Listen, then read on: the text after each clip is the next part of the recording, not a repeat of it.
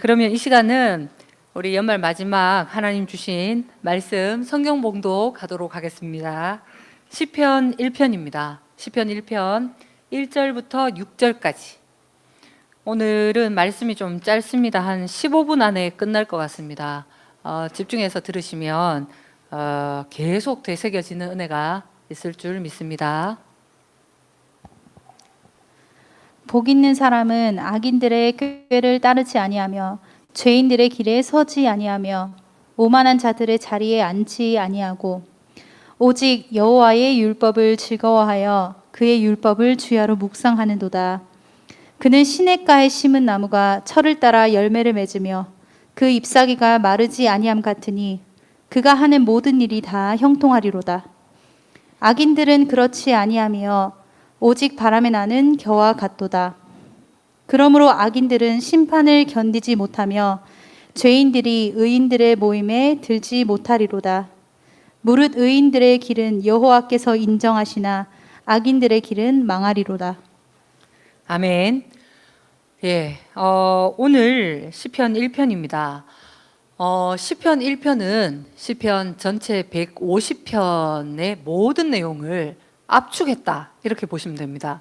그러니까 전체 시편이 어떤 주제 안에서 다양하게 펼쳐질지 이 시편 1편이 마치 전체의 서론과 같고 또 본론과도 같고 또 결론을 맺을 수 있는 이런 부분으로 아주 중요하게 우리가 좀 여겨가시면 좋겠습니다.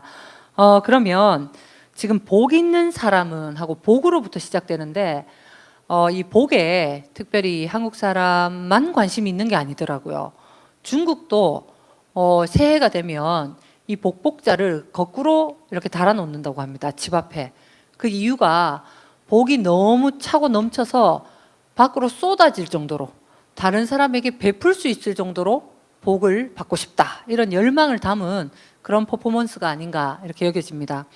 우리 한국 사람도 복을 굉장히 중시하기 때문에 어릴 때 저도 저희 할머니 베개 옆에는 복복자가 수놓아져 있고 이불도 그렇고 또 수저에도 복 이런 수저 기억나시죠? 이 복이 굉장히 중요합니다. 자, 시편의 표제와도 같은 이 1편도 복으로 시작이 되는데 이 복 이야기는 좀 특별한 것은 이런 것을 가지고 싶다. 이런 것을 가지게 해주세요. 뭐 이런 이야기가 아닙니다. 복은 복인데 어떤 소유할 수 있는 복에 대한 이야기가 아니라 복 있는 사람은 이렇게 시작합니다. 그러니까 복 있는 사람, 즉 복된 존재에 대한 이야기가 시편 150편 전체를 이끄는 주제더라는 거예요. 그래서 2020년 또 21년을 맞이하는 송구영신의 우리도 어떤 복을 가질 것인가? 내가 어떤 복을 작년 대비 더 얻을 것인가? 나는 어떤 복을 가진 사람을 부러워하고 또 그것을 향해서 내가 열망하고 노력할 것인가가 아니라 가장 근원되는 복된 존재. 그러니까 복이 사람과 연합하여져서 분리될 수 없는, 그러니까 저 사람이 만약에 인복이 있다. 뭐 남편복, 뭐 처복, 뭐 여러 가지 복이 있을 수 있죠. 또 건강복, 요즘 건강은 옛날에는 그저 튼튼한 이런 거라면 요즘 건강은 코로나라든지 이런 신종 바이러스에 잘 걸리지 않는 뭐 그런 것도 중요합니다. 그리고 또 젊은이들은 비율이 좋은 이런 게 건강하다 오히려 이렇게 표현을 하더라고요. 자, 그런 여러 가지 내가 시험에 합격을 할 것인가, 또 나는 연봉이 작년 대비 얼마나 오를 것인가, 나의 은행 잔고는 어떠할 것이며 또 나의 명예라든지 내 자존심이 얼마나 지켜질 것인가, 이런 복이라기보다 지금 성경은 무엇을 가졌고 할 수 있고가 아니라 존재에 대한 이야기입니다. 그래서 지금 복된 존재가 있고 그는 의인이다 이렇게 표현을 하고요. 그리고 그와 대비되는 악인, 죄인, 오만한 자, 이렇게 사람으로 복을 표현해 가더라는 겁니다. 자, 그러면 복 있는 사람은 어떤 사람인가 하면 먼저 아니고부터 나옵니다. 뭐가 아니냐 했을 때 악인들의 꾀를 따르지 아니하는 사람이라는 겁니다. 그리고 죄인의 길에 서지 않는 사람, 오만한 자의 자리에 앉지 않는 사람, 이렇게 표현합니다. 그래서 혹자는 이 의인과 대비되는 사람은 죄도 관성이 붙고 점점 커지기 때문에 처음에는 그 길에 어찌 보면 따르다가 그 길에 이제 서 있다가 이제 자리를 차지하고 앉는다. 이래서 어찌 보면 이 존재와 상관없는 복을 쫓는 사람도 이게 더 강화될 것이다. 이렇게도 성경을 해석합니다. 동시에 가만히 이 흐름을 살펴보면 악인은 무엇이 악인인가 하면 자기 꾀가 있다는 거예요. 자기의 어떤 계획, 자기 계산. 우리 보통 이제 한자에도 소탐대실이라고 있습니다. 그러니까 작은 거를 얻으려고 하다가 항상 큰 거를, 가장 근원되는 걸 잃어버리는 게 소탐대실입니다.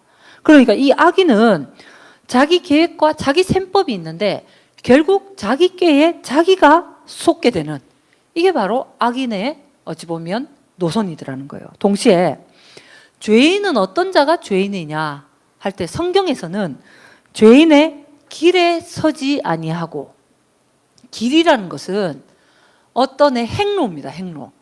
그러니까 나만의 어떤 노선, 나의 가는 어떤 행로, 나는 이것이다, 나의 방법. 자, 이것이 있는 사람이 곧 누구냐 하면 죄인이에요. 자, 그리고 마지막에 오만한 자는 어떤 자이냐 하면 자리가 항상 있더라는 겁니다. 자기가 스스로 정한 자신의 존재 위치에 대한 문제가 항상 오만한 자는 걸려 있습니다. 나는 이 정도 포지션은 된다. 이 정도가 되지 않으면 나는 만족할 수 없다 하는, 자신이 인정받건 아니면 나는 이런 사람이다 하는 자신의 위치 문제가 항상 걸려 있는 것이 바로 오만한 자입니다. 자, 시편에서는 오히려 자기의 꾀나 자기의 길이나 자기가 스스로 정한 위치가 아닌, 오히려 오직 여호와의 율법을 즐거워하여 그 율법을 주야로 묵상하는 자가 바로 복 있는 의인이더라는 거예요. 자, 여기에서 여호와의 율법을 즐거워한다, 그리고 그 율법을 주야로 묵상한다, 이렇게 돼 있는데 우리 그렇습니다. 정말 내가 그것을 주야로 밤낮으로 가까이 하기 위해서는 신념과 정신력을 좀 떠난 내 즐거움이 거기 있어야 돼요. 그러니까 속으로부터 나오는 나의 관심, 내가 그것이 호기심이 생기고 최소한, 그리고 그것과 함께 뭐가 이루어지면 얼마나 좋을까 하는 상상으로부터 사람은 거기에 집중이 되고, 집중되다 보면 그것 자체를 음미할 수 있고 즐거움은 거기에서 나오기 마련입니다. 자, 그래서 무엇에 대해서 즐거워하냐 하면 하나님의 말씀에 대해서 즐거워하더라는 겁니다. 우리가 사람이 반응하는 것도 가만히 살펴보면 무엇 때문에 저 사람은 크게 웃고 무엇 때문에 크게 한숨도 쉬고 또 눈물도 흘리느냐 하면 그의 관심사가 그의 반응에 그대로 나타나 있습니다. 그러니까 별로 술 마시는 거에는 관심이 없는 사람은 술 때문에 크게 울 일도 없어요. 돈도 마찬가지입니다. 우리 성공도 그렇고 명예도 그렇고 뭐 연애도 그렇고 뭐든 그렇습니다. 자, 그런데 여호와의 말씀이 내 모든 반응의 원인이 된다. 이게 복이더라는 거예요. 그래서 그는 어떻게 하냐면 이것이 내 속으로부터 너무 끌림이 있어서 자꾸 나도 모르게 딴 일을 하다가도 잠시 빈틈이 생기거나 여유가 생기거나 하면 본능적으로 내가 그곳으로 정신이 돌아가는 것. 이게 하나님이 나에게 주시는 말씀인데 이 말씀이 밤낮으로 묵상되는 것이 저절로 되더라는 겁니다. 이 묵상은 히브리어 원어로 보면 하가입니다. 하가. 하가의 큰 뜻 두 가지는, 첫 번째는 왜 비둘기가 구구구구 하듯이 그냥 그 입에서 계속 읊조려지는 거 있죠. 저절로. 그러니까 나도 모르게 그것이 계속 나오는 거. 우리도 그렇습니다.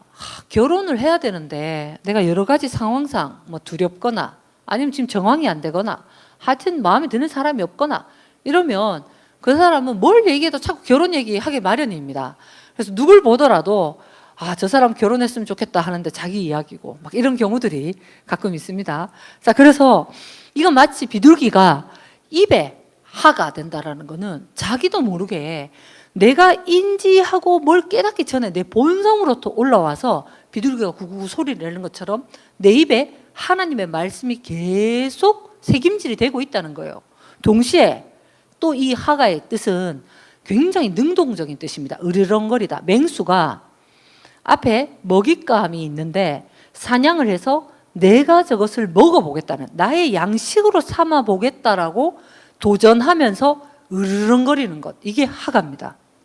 그러니까 하나님의 말씀이 있는데 이 말씀이 주야로 내 입에서 계속 맴도는 거예요. 이게 다른 말로 하면 인풋이 있다는 겁니다. 내 입에서 계속 맴돌 만큼 정보가, 새로운 정보가, 그러니까 내가 은혜 받은 말씀, 내 심중을 치고 갔던 말씀, 와, 오늘은 정말 말씀이 뜨끔하다. 진짜 내가 부끄럽지만 하나님을 다시 한번 생각하게 했다. 자, 이런 나의 말씀의 정보가, 내 귀에 들리는 정보가, 인풋이 이게 마치 입에서 맴돌 정도로 풍성하게 들어와야 하가가 된다는 거예요. 도대체 뇌리에 정말 스쳐 지나가는 말씀이 도대체 언제였던가, 나를 한번 탁 치고 갔던, 내가 진짜 이 겨울 바람에 껍데기뿐이고 내가 지금 최선을 다하고 붙잡고 있는 것이 너무 공허한 것이라서 마치 서 있는데 바람이 내 마음을 관통하듯이 내가 그런 인생이구나 하는 것을 발견케 하는 이 말씀이, 인풋이 6개월 전이었던가? 가만히 생각해 보니까 청소년 시절에 수련회 갔을 때 그때 한번 이후로는 까마득하게 없는 것 같다. 이러면 이게 내 입에서 맴돌 수 있는 이미 말씀의 그 정보가 내게 없다는 거예요. 자, 그러면서 동시에 내 안에 인풋이 있다면, 그러면 그냥 말씀, 우리 교회는 설교 시간이 다른 교회보다는 한 5분에서 10분 정도 더 긴 것 같아. 말씀량이 많아. 그걸로 끝나는 것이 아니라 두 번째, 으르렁거리다의 하가가 우리에게 있어야 됩니다. 이게 정말로 나의 버전으로 나오기까지, 이게 나의 어떤 이야기로 하나님이 지금 다른 사람 아무것도 안 보이고 세상과 육체에 속한 나는 간데가 없이 하나님 앞에 직면하고 있는 단독자로서 나에게 주시는 이 말씀이 내 생명이 되고 내 실제가 되고 실상이 있는, 실체가 있는 이런 생명력 있는 말씀이 되기까지 내가 먹고 소화해 보려는 그 침노, 이게 바로 하가인 으르렁이라는 겁니다. 그래서 이 복은 이게 뭔가 한국적인 묵상, 그냥 입 딱 닫고 점잖게 수동적으로 조용히 그냥 내가 생각해서 내가 결론 내리고 그냥 내가 교훈 얻고 뭐 어떤 피드백이나 표현도 없이 끝나는 것이 아니라 마치 우리 주일날 공과를 하듯이, 또 코로나 시대이기 때문에 자주 못 만나더라도 전화상으로라도 내가 들은 은혜에 대해서 표현하고 또 그 사람이 나의 어떤 고백을 듣고 자신의 고백을 서로 교류해가는 것 같은 적극적인 도전, 이것이 바로 묵상이더라는 거예요. 그러니까 복이 있는 사람은 다른 게 아니라 내가 집중되어져 있는, 그리하여 내가 자꾸 그것을 발견할수록 재미가 있고 즐거움이 솟아나서 내가 많은 정보량이 입에 맴돌 정도로 그렇게 내게 들어오고 또 이게 내 실제가 되기까지 침노해가는, 이게 주야로 밤낮으로 돌아가는, 그러니까 내가 직장이나 아이를 키우거나 나의 집중을 이끌고 있는 그 핵심적인 힘이 바로 하나님의 말씀인 사람, 이 사람이 최고의 복이더라는 겁니다. 그래서 이 사람은 어떻게 되냐 하면 그는 마치 시냇가에 심은 나무가 철을 따라 열매를 맺으며, 우리 그렇습니다. 나무가 있는데 나무가 정말 살아있는 나무라면 변화무쌍한 거예요. 오히려 겨울에는 겨울을 나기 위해서 죽은 듯이 있는 거예요.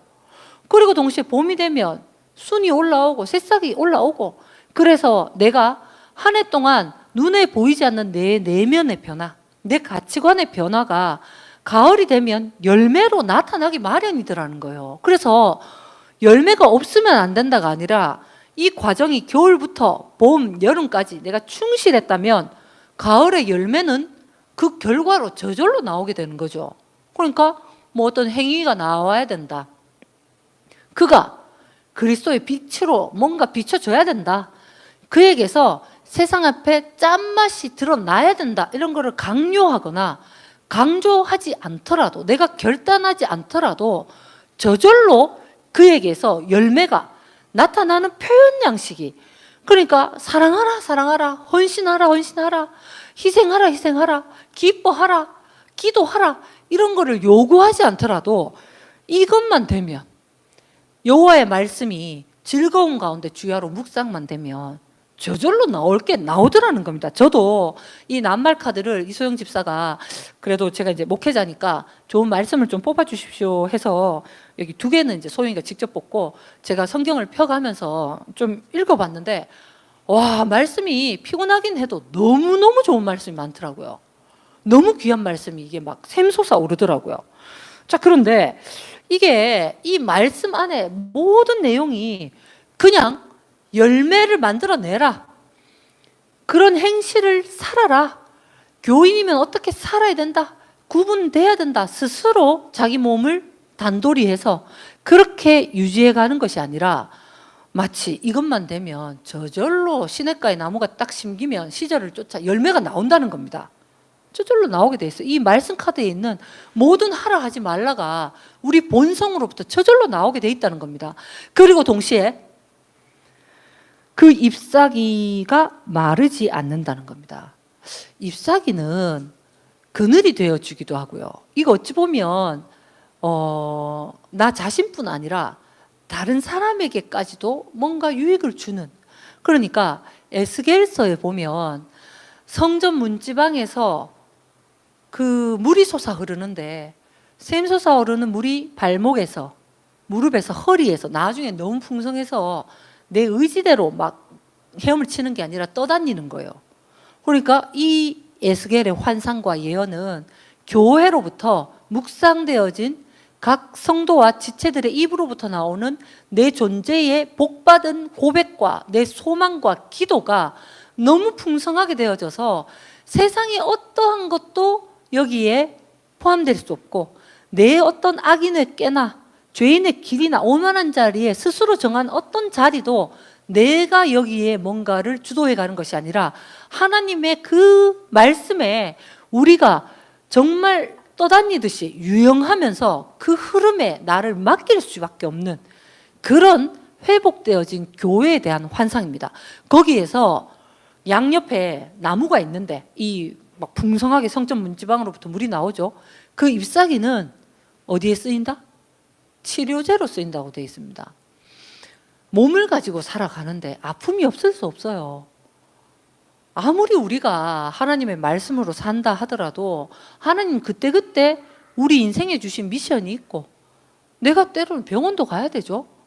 뭐 번거로운 일도 해야 되고, 또 당락을 결정하는 일 앞에 밤잠을 설쳐가면서 뭐 해내야 됩니다.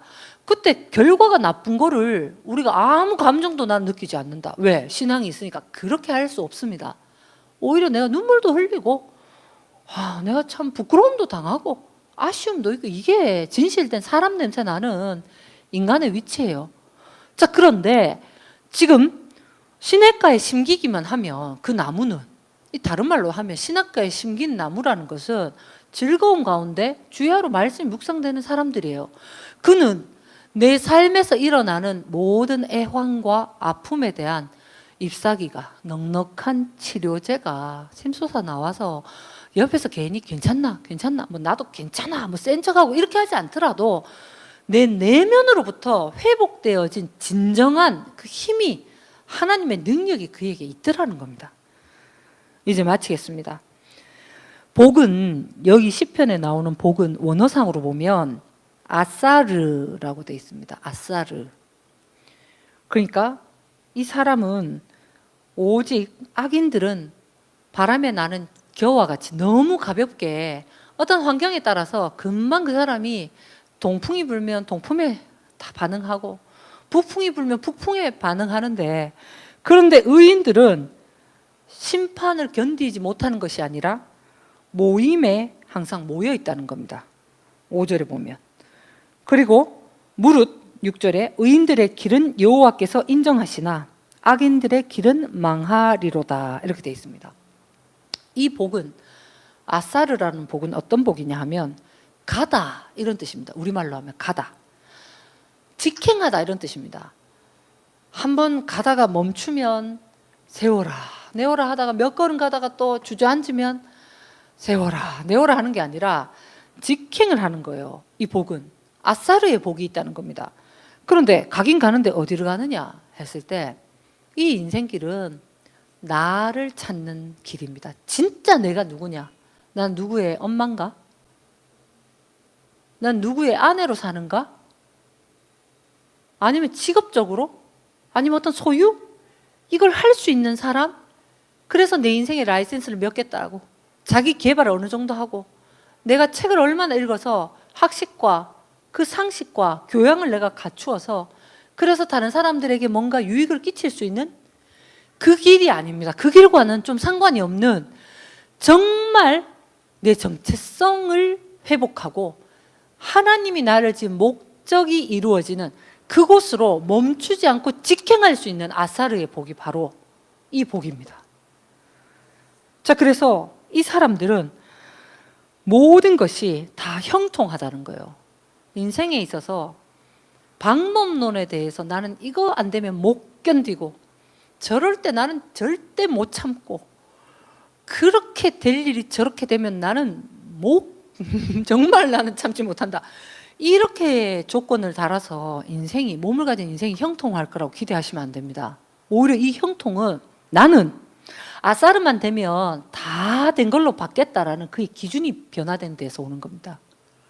이것만 되면 만사가 나는 다 형통한 것으로 여길 수밖에 없는 자기의 시각이 열려버린 것, 그 계시가 열린 것, 그것 안에서 우리 2020년, 2021년 정말 이 복을 누릴 수밖에 없는 존재가 되시기를 축원드립니다. 함께 기도드리겠습니다. 하나님 아버지 감사합니다. 시편 1편의 말씀이 우리에게 다 응하여져서 우리 자신을 표현하고 고백할 때 저절로 우리도 이 1편과 같은 이 찬양이, 이 시가가 우리의 존재로부터 흘러나올 수 있는 신앙 고백이 되도록 주님 복 내려 주시옵소서. 주님, 매번 맞는 한 해가 저물고 또 새해이지만 무엇이 새롭냐 했을 때 삶의 목적이 새로워지고 내가 누구인가에 대해서 하나님 관계 안에서 새로워질 수 있는 이 근원되는 복을 누려가는 우리 신촌평강교회 모든 교우들 되도록 복에 복을 더하여 주시옵소서. 지금은 우리 주 예수 그리스도의 크신 은혜와 하나님의 사랑과 성령님의 위로 교통 역사하심이 이 근원되는 의인의 복을 누림으로 말미암아 만사 형통할 수밖에 없는 그것을 소망하는 그 한 가지 삶의 목적에 모든 것을 집중해 갈 수 있는 이 자리에 모든 지체들의 머리 위에 지금으로부터 영원까지 함께 하시기를 간절히 축원하옵나이다. 아멘.